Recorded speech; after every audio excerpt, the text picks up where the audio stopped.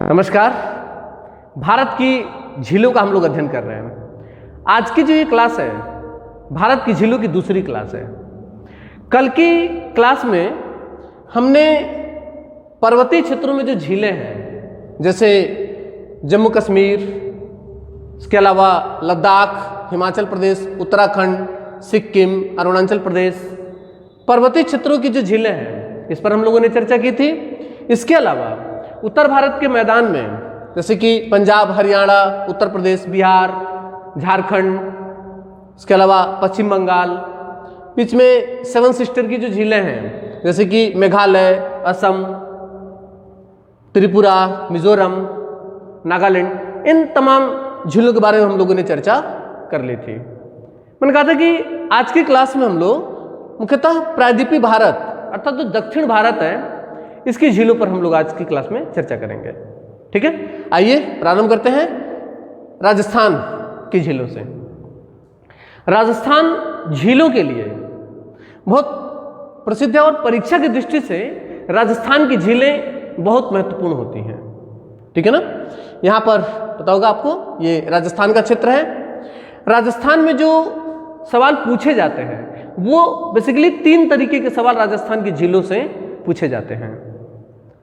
पहला तो यहां पर दोनों तरह की झीलें अर्थात मीठे पानी की झीलें और खारे पानी की झीलें, दोनों तरह की झीलें यहां पर पाई जाती हैं। तो एक तो इस तरीके का सवाल बनता है कि निम्नलिखित में से कौन सी राजस्थान की मीठे पानी की झील है, निम्नलिखित में से कौन सी खारे पानी की झील है। एक तो ये प्रमुख सवाल बनता है, प्लस किसी झील का नाम देगा, पूछेगा कहाँ पर है, तो अगर वो राजस्थान से है तो ये तो है ही महत्वपूर्ण इसमें।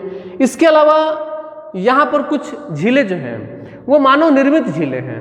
राजस्थान एक सूखाग्रस्त क्षेत्र है, रेगिस्तानी क्षेत्र है, इसलिए यहाँ पर पहले राजाओं ने, कई सारे अलग अलग राजाओं ने यहाँ पर झीलों का निर्माण करवाया था। तो वो झीलें जो मानव निर्मित झीलें हैं वो राजस्थान में बहुत महत्वपूर्ण होती है। तो मुख्यतः यहाँ पर 3 प्रकार की झीलें हो जाती हैं, मानव निर्मित झीलें, मीठे पानी की झीलें और खारे पानी की झीलें। ठीक है ना, इसमें जो सबसे महत्वपूर्ण है वो तो हमने यही बोर्ड पर ही आपको लिख दिया है, मैप में वो भरी है हमने जो बहुत महत्वपूर्ण है। इसके अलावा मैंने कुछ झीलें यहाँ पर नोट की हैं राज्यवार, इसको आप इसी तरीके से नोट कर लेंगे, जैसे जैसा हम बोलते जा रहे हैं उसी तरीके से इसको नोट कर लेंगे। आइए प्रारंभ करते हैं राजस्थान की झीलों से। यहां मालवा का पठार है, मालवा के पठार से चंबल नदी निकलती है और चंबल नदी का जो प्रवाह होता है मध्य प्रदेश, राजस्थान और उसके बाद पुनः ये मध्य प्रदेश और उसके बाद ये उत्तर प्रदेश में आकर के इटावा के पास यमुना में मिल जाती है। इस नदी पर 3 बांध बनाए गए हैं, इस नदी पर 3 बांध बनाए गए हैं, एक मध्य प्रदेश में और 2 बांध इस पर बनाए गए हैं राजस्थान वाले क्षेत्र में। राजस्थान वाले क्षेत्र में जो 2 बांध बनाए गए हैं उनके नाम है राणा प्रताप सागर बांध और जवाहर सागर बांध। मैंने बताया था कि किसी भी मुख्य नदी के, ये एक मुख्य नदी है और मुख्य नदी पर हम इस पर बांध बना दे रहे हैं यहाँ पे। तो बांध बनाने के बाद बांध का जो पिछला हिस्सा होता है, जैसे कि नदी अगर इधर से प्रवाहित हो रही है तो ये वाला क्षेत्र जो होगा यहाँ पर जल स्तर जो होगा वो उठ जाएगा, जिससे यहाँ पर एक जलाशय का निर्माण होगा। इस तरीके के बने हुए झीलों को हम मानव निर्मित झील कहते हैं। तो यहाँ पर ये जो 2 बांध बने हैं, राणा प्रताप सागर बांध और जवाहर सागर बांध, इन दोनों बांधों के पीछे 2 मानव निर्मित झीलें बनती हैं, एक तो राणा प्रताप सागर बांध और जवाहर सागर बांध। पूछा जाता है राणा प्रताप सागर झील और जवाहर सागर झील किस नदी द्वारा निर्मित होता है या किस नदी पर स्थित है, तो आंसर होगा चंबल नदी पर। कहां पर है? राजस्थान में। ठीक है, इसके अलावा यहां की जो सबसे ज्यादा पूछे जाने वाली भारत की सबसे ज्यादा खारे पानी की झील अर्थात खारेपन की मात्रा के आधार पर जो पूछा जाएगा, भारत में सबसे बड़ी खारे पानी की झील चिल्का झील है उड़ीसा में। चिल्का झील है उड़ीसा में, जो कि एक लेगून झील भी है। ये भारत की सबसे बड़ी खारे पानी की झील है। लेकिन सबसे अधिक खारे पानी की झील कौन सी है? सांभर झील। सांभर झील में 5 नदियां आकर के गिरती हैं। सांभर झील में 5 नदियां आकर गिरती हैं। यही कारण है कि इस झील का जो जल है वो खारा हो जाता है।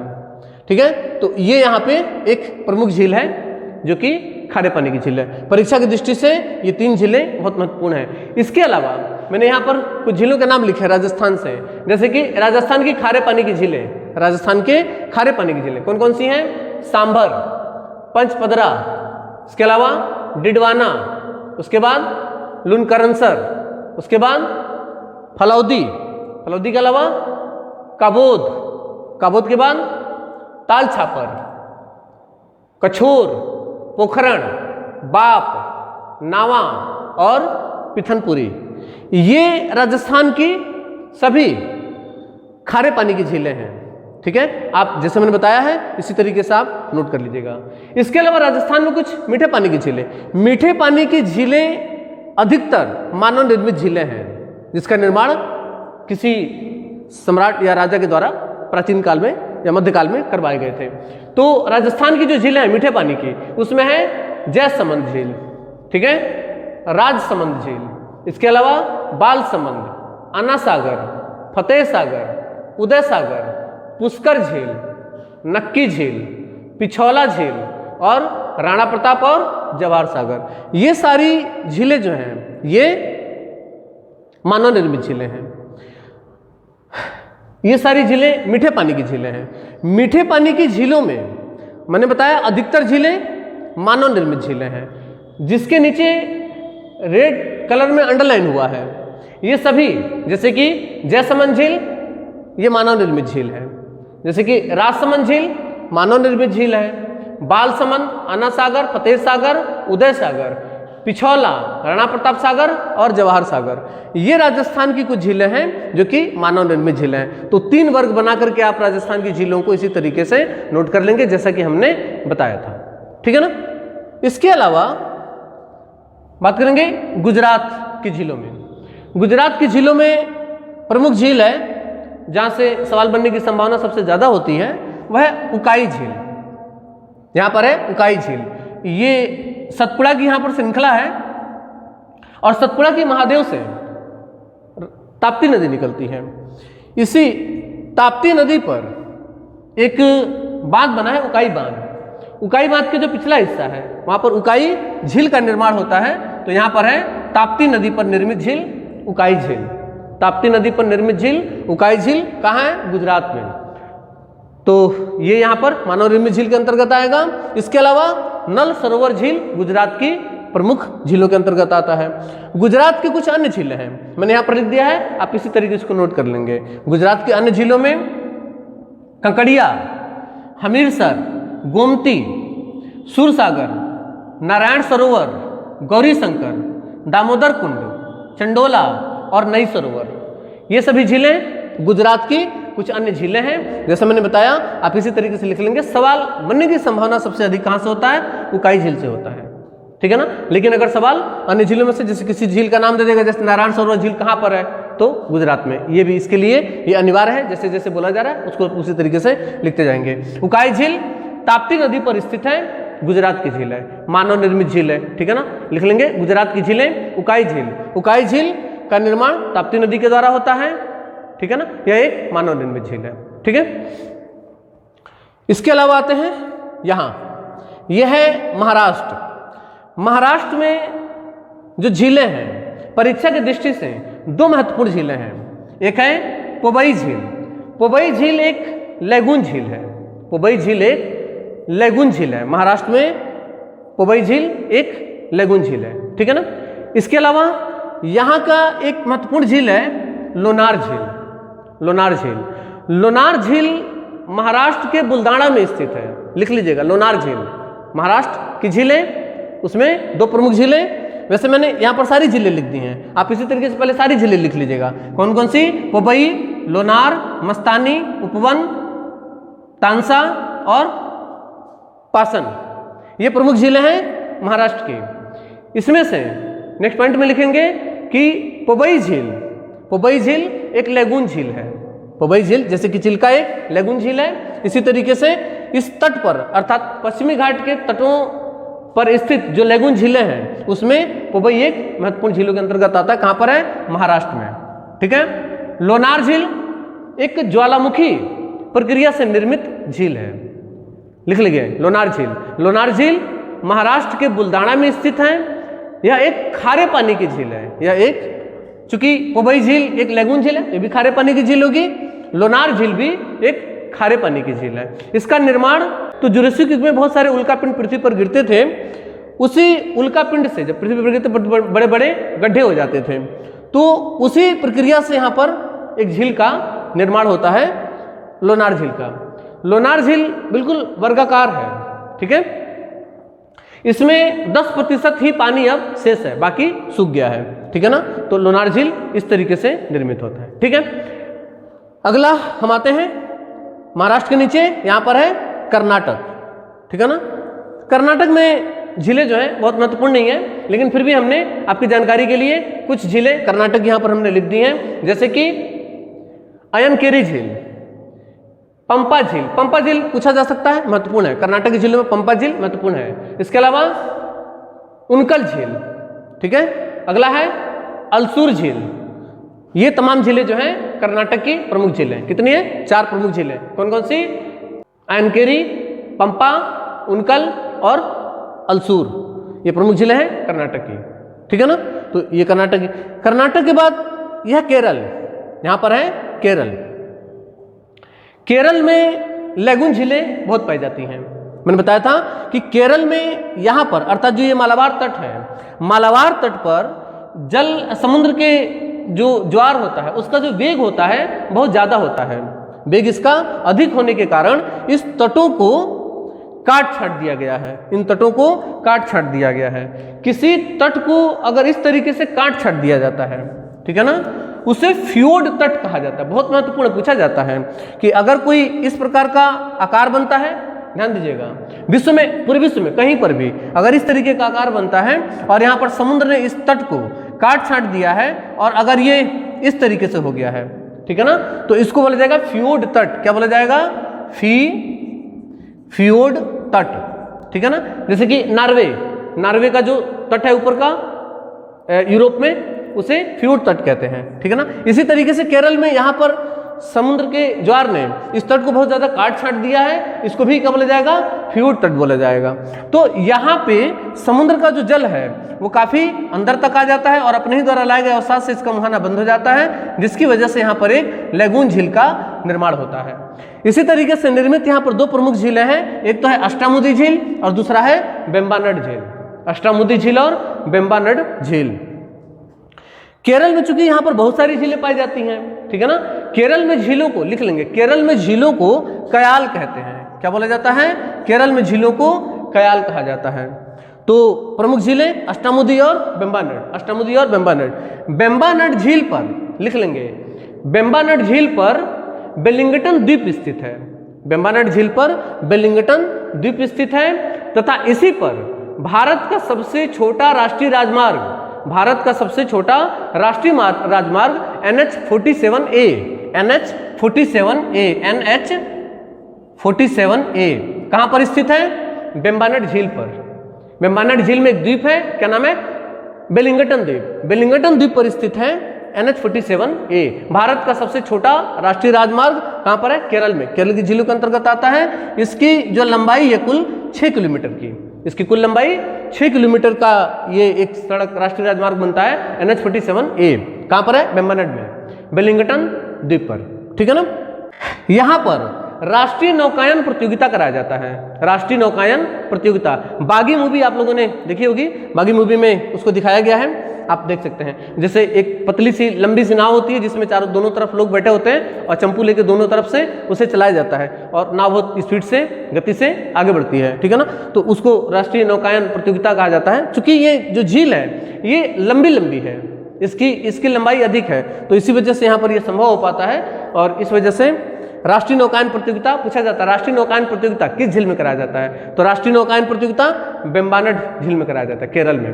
केरल की झीलों को कयाल कहा जाता है। इसके अलावा केरल में अंदर एक और झील है, पेइपत झील।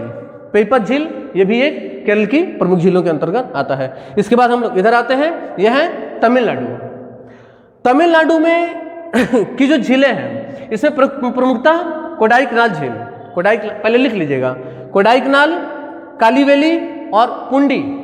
कोडाईकनाल, कालीवेली, पुंडी, कोडाईकनाल, कालीवेली और पुंडी, ये तो प्रमुख है ही। इसके अलावा तमिलनाडु की मैंने कुछ अन्य जिले भी यहाँ पर लिखी हैं, आप इसे इसी तरीके से लिख लीजिएगा, ठीक है ना।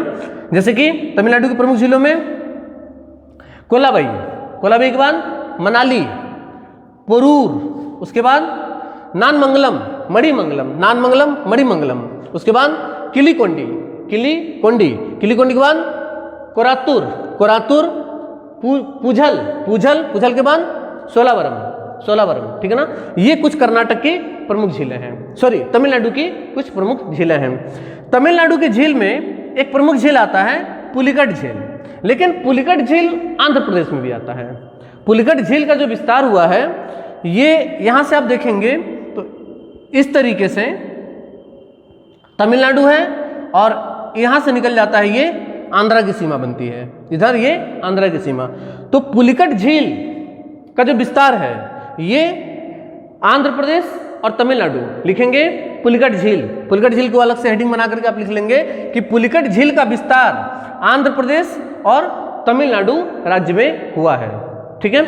नेक्स्ट पॉइंट, पुलिकट झील में, पुलिकट झील परीक्षा की दृष्टि से बहुत महत्वपूर्ण है, एक एक बात ठीक से लिखिएगा। अगला, पुलिकट झील का 16% हिस्सा, 16% हिस्सा तमिलनाडु में है, तमिलनाडु में लगता है, ठीक है ना।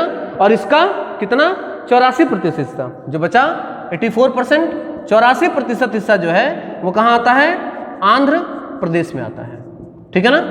एक तो ये परसेंटेज रेशियो है। इसके अलावा इसी पुलिकट झील में एक द्वीप है, पुलिकट झील में चूंकि 84% हिस्सा कहाँ पर है, आंध्र प्रदेश में है, इसी वाले हिस्से में एक द्वीप स्थित है, नाम है श्रीहरिकोटा, श्रीहरिकोटा। श्रीहरिकोटा द्वीप जो है वो पुलिकट झील में स्थित है, ठीक है ना।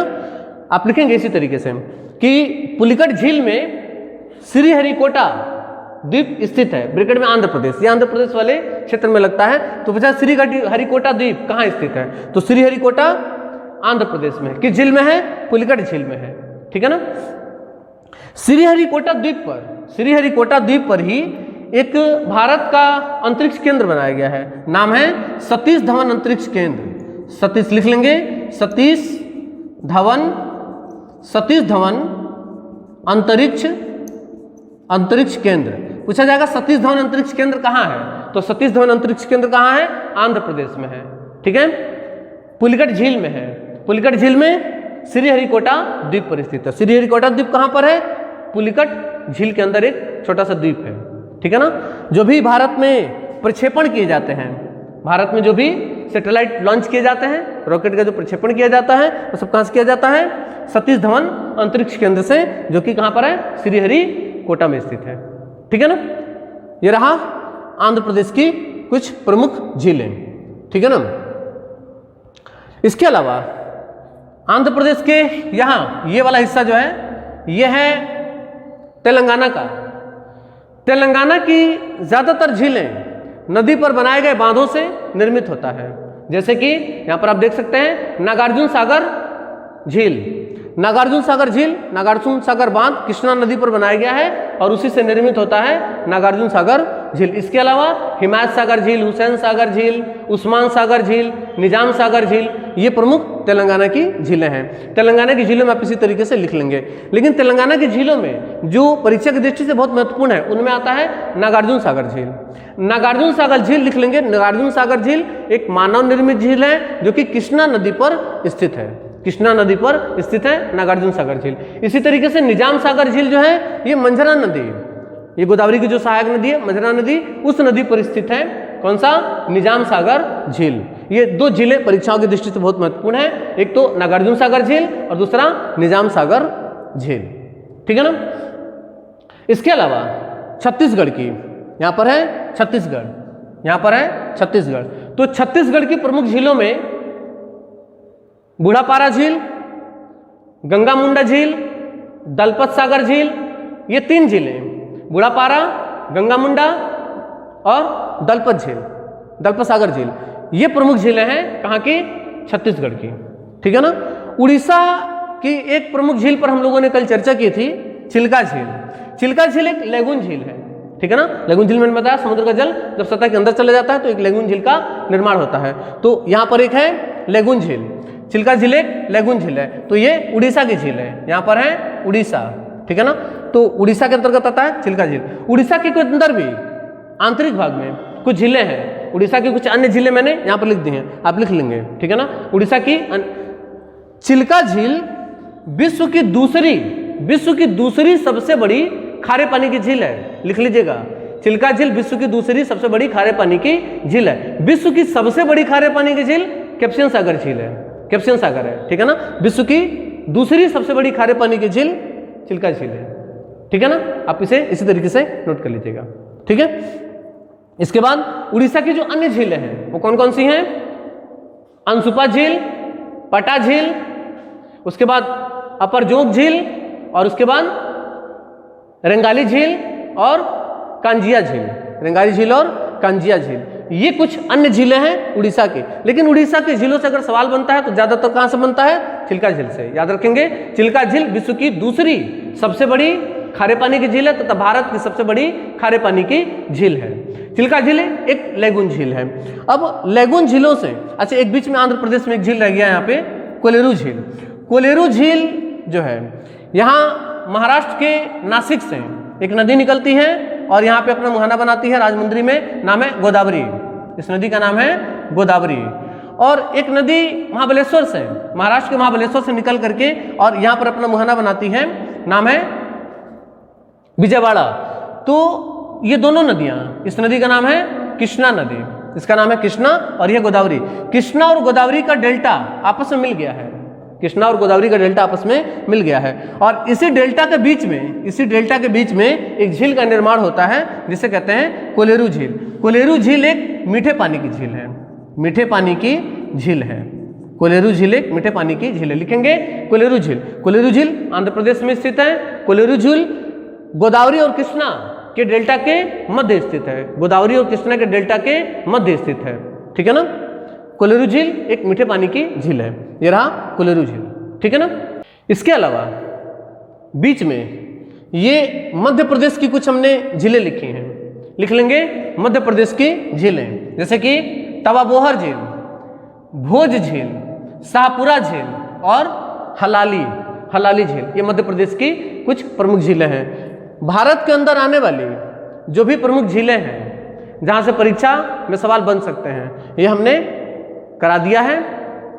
दोनों क्लासेस आप एक साथ देख लीजिएगा, जैसे जैसे हमने बताया है आप इसी तरीके से इसको नोट कर लीजिएगा। जो भी इसके इंपॉर्टेंट फैक्ट हैं वो हमने यहाँ पर लिख भी दिए हैं, आप इसी तरीके से इसको नोट कर लेंगे।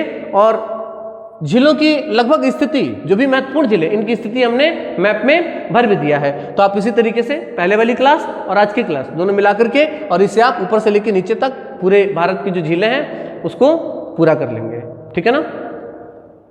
मिलते हैं अगली क्लास में, तब तक के लिए धन्यवाद, जय हिंद।